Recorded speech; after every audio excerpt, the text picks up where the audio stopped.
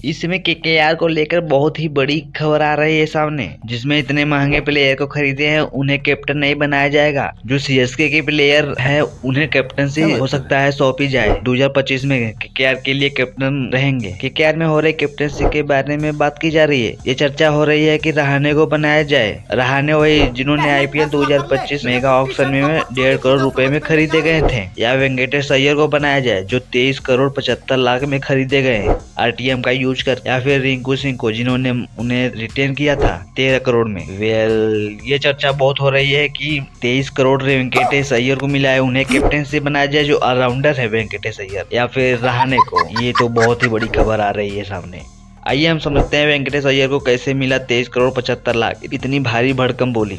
KKR के CEO वेंकी मैसूर ने भारतीय ऑलराउंडर वेंकटेश अय्यर को फिर से साइन करने के लिए 23 करोड़ 75 लाख रुपए की भारी बोली लगाए, जिसमें ऑस्ट्रेलिया के पूर्व क्रिकेटर टॉम मोडी की भी आलोचना शामिल है, जिन्होंने इसे चौंकाने वाला बताया। 2025 सीजन के लिए हुई मेगा नीलामी में वेंकटेश के लिए बोली की जंग ने काफी आश्चर्य पैदा कर दिया, क्योंकि बहुत कम लोगों को उम्मीद थी कि यह बोली लगाई जाएगी। ऑलराउंडर खिलाड़ी के लिए इतनी बड़ी बोली लगना स्वाभाविक है।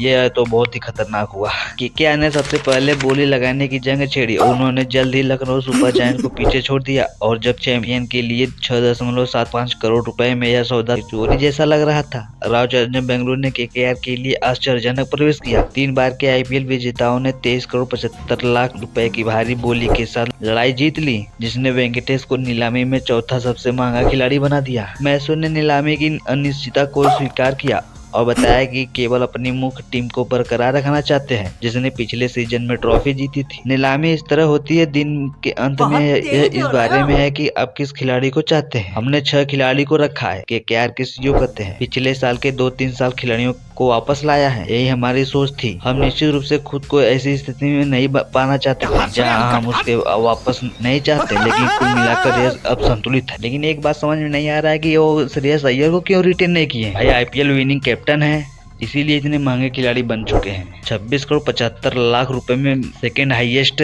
बोली लगने वाले हैं प्लेयर। मैदान पर साबित कर दिया है कि वे क्या कर सकते हैं। अपने चैंपियनशिप वर्ष में देखा, और एक वर्ष हम 2021 में फाइनल में भी गए।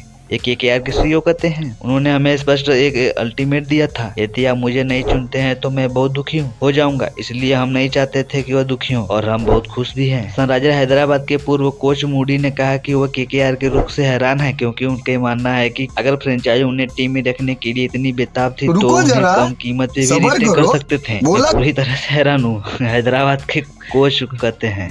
सौदा नीलामी से पहले हो सकता था अगर वे उनकी क्षमता के खिलाड़ी को पाने के लिए इतने बेताब थे। वो एक अच्छे खिलाड़ी हैं, उनकी कीमत 23 करोड़ 75 लाख रुपए है। खैर, उनके पास अपनी योग्यता साबित करने के लिए 3 साल हैं, और मुझे लगता है कि किस तरह वह उस प्रभाव को दिखाने के लिए संघर्ष करेंगे जो पैसे से पता चलता है। इसलिए उस वेतन की उम्मीद पर खरा उतरने के लिए मामले में दबाव में होंगे। इस भारतीय ऑलराउंडर पर बहुत दबाव होगा 2025 में। और जहां बात है कैप्टनसी की, तो कैप्टनसी जहां तक है कि अजिंक्य रहाणे को बना दिया जाएगा। केकेआर के नए कैप्टन होंगे अजिंक्य रहाणे, जो अंडर MS धोनी के अंडर खेल चुके हैं।